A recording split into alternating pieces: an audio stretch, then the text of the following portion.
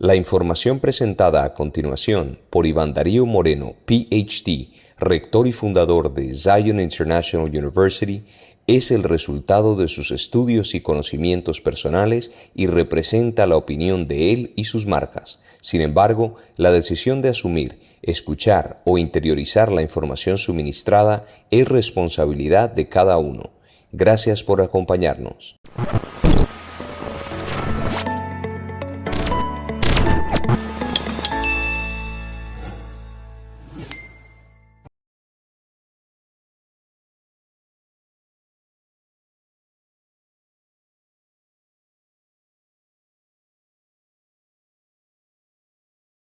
Hola, muy buenos días, tardes y noches a todos ustedes. Les saluda Darío Moreno. Bienvenidos otra vez a mi programa de neuroeducación. En esta ocasión les voy a hablar sobre los neuromitos acerca de los ambientes de aprendizaje. Muchísimas gracias a todas las personas que han puesto sus comentarios y sus preguntas. Ustedes las pueden ver en pantalla. Si tengo un tiempito voy a de pronto leer algunas y contestarlas. Tal vez a medida que vaya avanzando en este tema, pues se vayan contestando las preguntas. Pues bueno, hay mucho material por hablar, entonces voy a comenzar. El primer mito se refiere a que los humanos necesitan ambientes ricos para desarrollar el potencial natural de los estudiantes. Es decir, el mito es que se necesita un medio ambiente con muchos estímulos. Y pues de lo que se ha descubierto es que realmente no es tan necesario que haya una sobreestimulación en los medios ambientes. Cuando hablo de medios ambientes me estoy refiriendo, por ejemplo, a los salones de clase. Pues hoy en día ahora todo es virtual, pero digamos que volviendo un poco a esa parte presencial, no hay que obsesionarnos con la idea de que tenemos que tener el medio ambiente lleno de cosas que estimulen los sentidos, porque se ha encontrado que realmente no es necesario toda esa sobreestimulación y que a veces las cosas incluso más sencillas son lo suficientemente estimulantes para los estudiantes. Y algo muy interesante que también hay que tener en cuenta es que todo es relativo. Entonces lo que es un ambiente rico o estimulante para mí, para el otro no lo sea. Entonces cada estudiante, cada aprendiz, pues digamos tiene una forma de ver eso. Entonces a veces los profesores se obsesionan o se preocupan mucho por cosas que seguramente el estudiante ni siquiera le está poniendo atención. Entonces es simplemente para no obsesionarnos con esa idea, es más bien tratar de tener un medio ambiente con lo que sea necesario, que sea eficaz y eficiente. El segundo mito dice que los videojuegos violentos no tienen efectos en el comportamiento. Y resulta que la investigación ha demostrado que, en efecto, los videojuegos violentos sí tienen efectos en el comportamiento. Y sobre todo se ha descubierto que está relacionado con algo que se llama es decir, como que las neuronas que están relacionadas con la violencia, digamos, pasa algo allí, es como si las activara. O sea, en pocas palabras, los videojuegos violentos activan de alguna manera toda la red neuronal que está asociada a la violencia en el cerebro. Hay que ponerle mucho ojo a eso, porque muchas personas que subestiman esto de los juegos, de los videojuegos violentos. Entonces hay que tener mucho ojo a eso, sobre todo a los padres de familia que tienen hijos, que les gustan mucho los videojuegos. Tengan mucho cuidado porque si ustedes notan que su hijo está cambiando de comportamientos, puede estar relacionado con los videojuegos violentos. Entonces, ojo con eso. Otro mito dice que usar el internet nos hace o hace a las personas más inteligentes o más tontas. Y realmente lo que se ha descubierto es que el Internet ni es bueno ni malo, sino realmente es cómo se use el Internet. Entonces, si usted lo usa de una forma, digamos que de una forma positiva, pues obviamente va a ayudar a que haya un aprendizaje más eficaz. Pero si usted lo usa para cosas que realmente no valen la pena, pues va a ser todo lo contrario. Entonces, el Internet puede contribuir a la educación digamos, puede contribuir positivamente a la educación si lo sabemos usar. Y si no, pues va a ser todo lo contrario. No es ni bueno ni malo, sino cómo lo usemos. Otro mito dice que el aprendizaje es independiente de la historia del aprendiz. Es decir, antes no se valoraba el aprendizaje a priori que tenía un aprendiz, sino lo que aprendía en el momento en que empezaba sus estudios.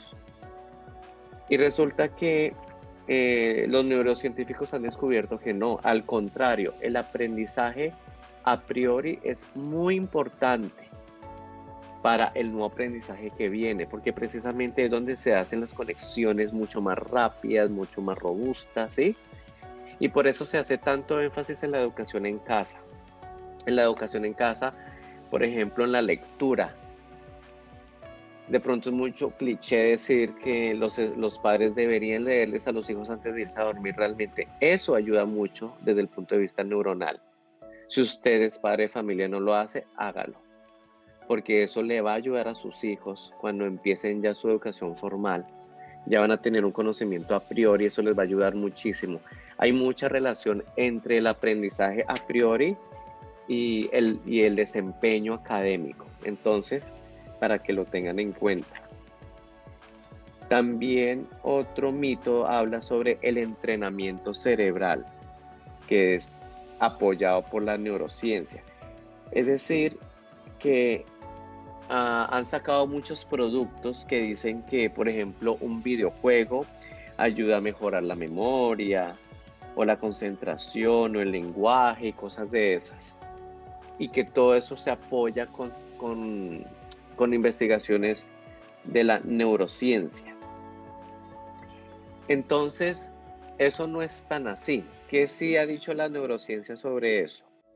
La neurociencia ha encontrado que hay ciertas funciones cognitivas que sí mejoran con ciertos elementos.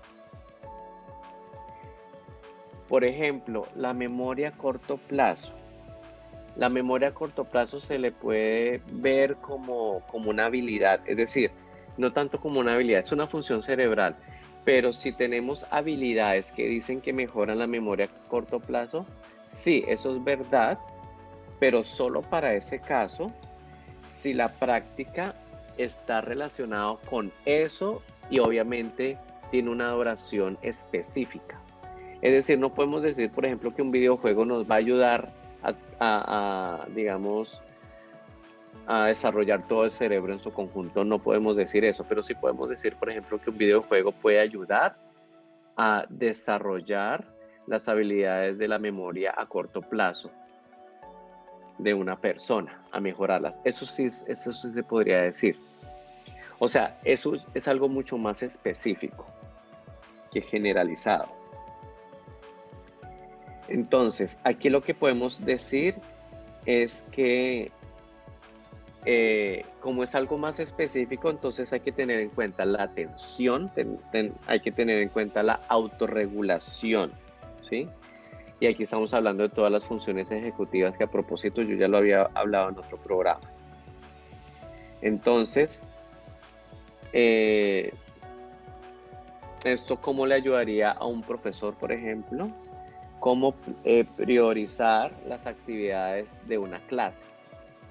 Las actividades de una clase hay que enfocarlas a un tipo de habilidad específica. Es decir, esta actividad va a ayudar a que mis estudiantes logren ese tipo de habilidad, ¿sí? No que esta actividad va a ayudar a todo. El cerebro es muy selectivo, por eso hay que ser selectivos en nuestras actividades. Esto tanto para profesores como para estudiantes y aprendices en general. Otro mito dice que todo el conocimiento tiene que ser construido de forma activa por el aprendiz. Y esto tiene mucho que ver con el enfoque constructivista.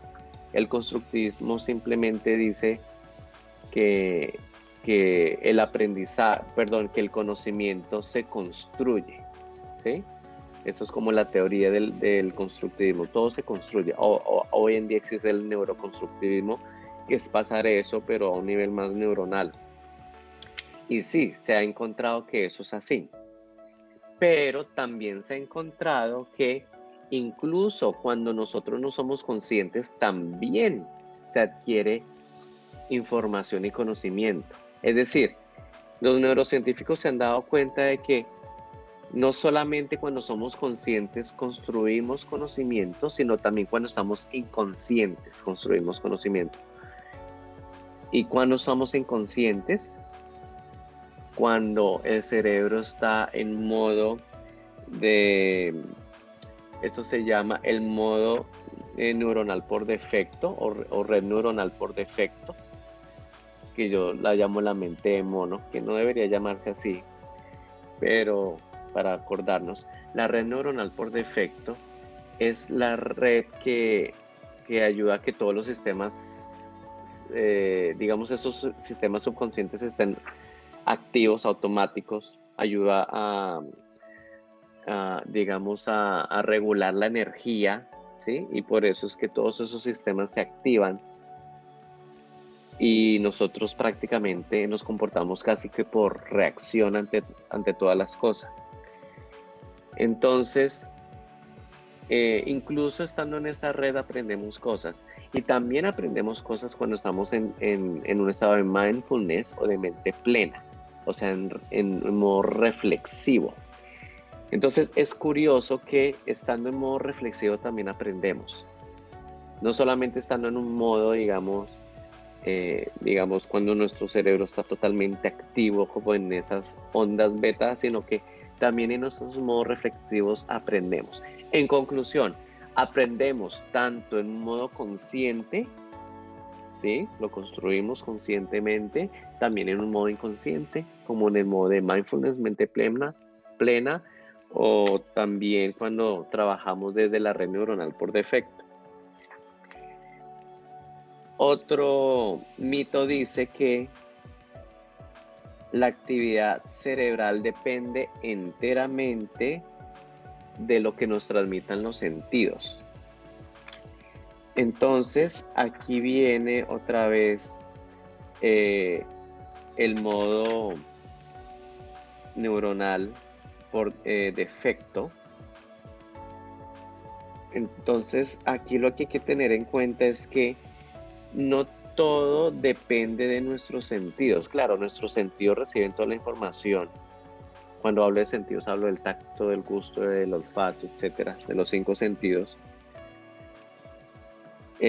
No solamente de esos sentidos es que nosotros nosotros adquirimos la información, sino también adquirimos la información precisamente cuando estamos en ese modo neuronal por defecto, es decir, de forma automática o también de forma reflexiva, cuando la mente está como divagando, cuando está pensando, cuando está el mono, también ahí hay actividad cerebral. Es decir, el cerebro siempre está activo cuando dormimos, o sea, en todo momento está activo, no solamente cuando nuestros sentidos están recibiendo la información, siempre está activo.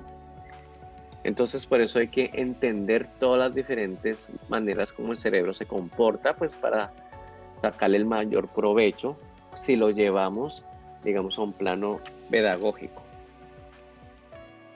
Otro mito dice que jugar juegos valga la redundancia, de computador, juegos de computador, ayuda a mantener el cerebro joven. Lo que ha encontrado la neurociencia es que algunos juegos de computador ayudan que algunos subelementos de la cognición se mantengan jóvenes y activos o mejoren, ¿sí? Es decir, no se puede generalizar. Por eso es interesante los que estén metidos en la industria del juego o los que les gustan jugar juegos o los profesores que quieran incorporar el juego en la parte pedagógica, entiendan qué parte del juego pueden ayudar o mejorar, qué parte del aprendizaje, qué habilidad, qué competencia, ¿sí? Y como que enfocarse en eso. Entonces, con eso pues terminamos estos mitos, ¿sí? Y como les había dicho acá, muchas personas me han escrito. Me escriben muchas cosas interesantes. Aquí dice Ana Gibé, dice: mi aprendizaje siempre ha sido bueno en cualquier ambiente, con mucho ruido o en silencio total, bajo presión o sin presión, con las herramientas de estudio, sin ellas, etc. Cada uno ya podrá descubrir cuál es su manera de aprender. Es interesante esto que ustedes me escriben, porque ustedes se dan cuenta que realmente esto está relacionado con el primer mito que decía: no se necesita un ambiente sobrecargado de estímulos para aprender. No, hay personas que necesitan totalmente silencio, no necesitan ni esas distracciones para aprender. En cambio, otras personas que necesitan aprender con música o con algo al lado, ¿sí? O sea, cada uno se conoce qué son las cosas que lo ayudan como entrar en ese ambiente de aprendizaje. Y bueno, para las demás personas, si tienen alguna pregunta, pues yo les estaré contestando directamente allí en los comentarios. De todas maneras, muchísimas gracias a todos los que me dejaron aquí comentarios, pero yo veo que todos están compartiendo cuáles son sus ideales o cuál es el ideal de ambiente que a ellos les gustan. Entonces es interesante ver cómo todo es tan relativo, que eso es precisamente desbancar el primer mito de que no todo tiene que estar sobresaturado para que haya un aprendizaje. Espero les haya gustado. Les habló Iván Darío Moreno. Los espero en otra edición de Neuroeducación. Hasta luego. La información que acabamos de presentar por Iván Darío Moreno, PhD, rector y fundador de Zion International University, es el resultado de sus estudios y conocimientos personales y representa la opinión de él y sus marcas. Sin embargo, la decisión de asumir, escuchar o interiorizar la información suministrada es responsabilidad de cada uno. Gracias por acompañarnos.